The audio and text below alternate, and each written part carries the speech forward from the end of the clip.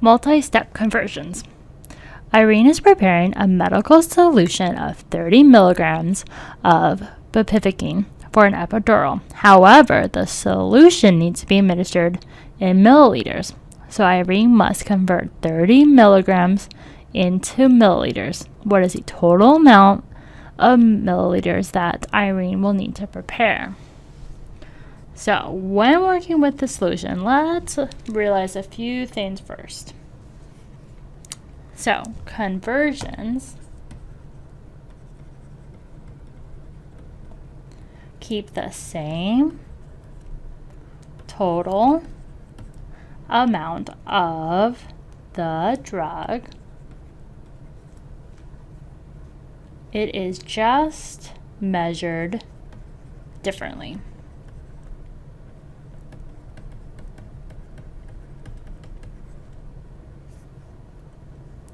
Next, we cannot convert straight from milligrams to milliliters, so instead, for example, we need to complete several conversions.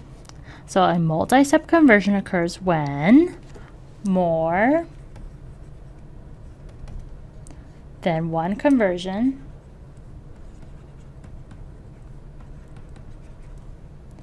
is needed to solve. So we will need to know these things. So we know 1 gram is equal to 1 milliliter. And 1 gram is also equal to 1,000 milligrams. So now let us go back to our problem. So going back, we know that we have 30 milligrams and we need to get 2 milliliters. And so the way we do this is we go from milligrams to then grams. So we'll do a gram to milligram conversion, and then on the last step we will go milliliters over gram. And this will be our pathway to get to our solution. So in order to do this, we have 30 milligrams multiplied by, we know that 1 gram is equal to 1,000 milligrams. So we put the 1,000 on the bottom because we want these units to cancel out. Next, we need the grams to now cancel out. So we have that 1 milliliter on top over 1 gram on the bottom. And so then now these will cancel out. And then we'll just be left with milliliters. So in order to do this, we would multiply everything on the top together and multiply everything on the bottom. And before we do that, we can cross out our units to know we just are ending up with milliliters. So we have 30 times 1 is equal to 30,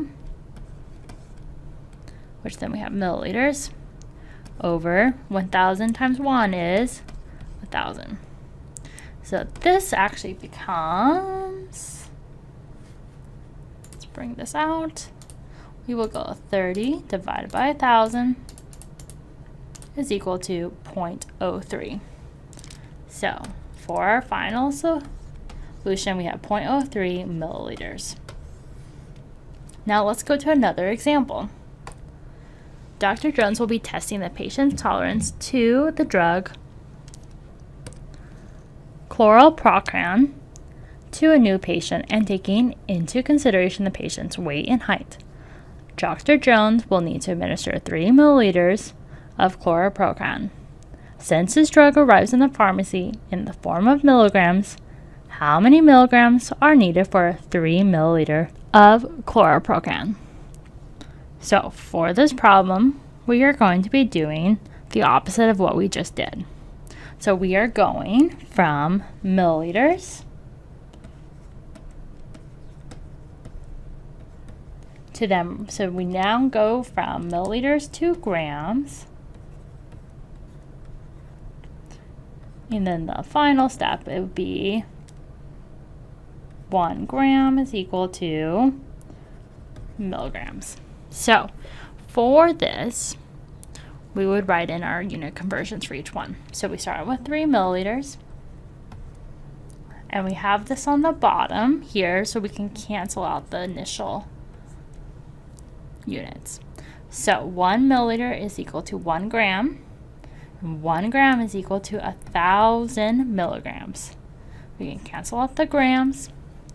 And so for this problem, we will go 1 gram over 1 milliliter, but these are times 1,000 milligrams over 1 gram. So 3 times 1 is 3, times 1,000 is 3,000. And 1 times 1 is 1, so we can just leave the top as just 3,000 milligrams.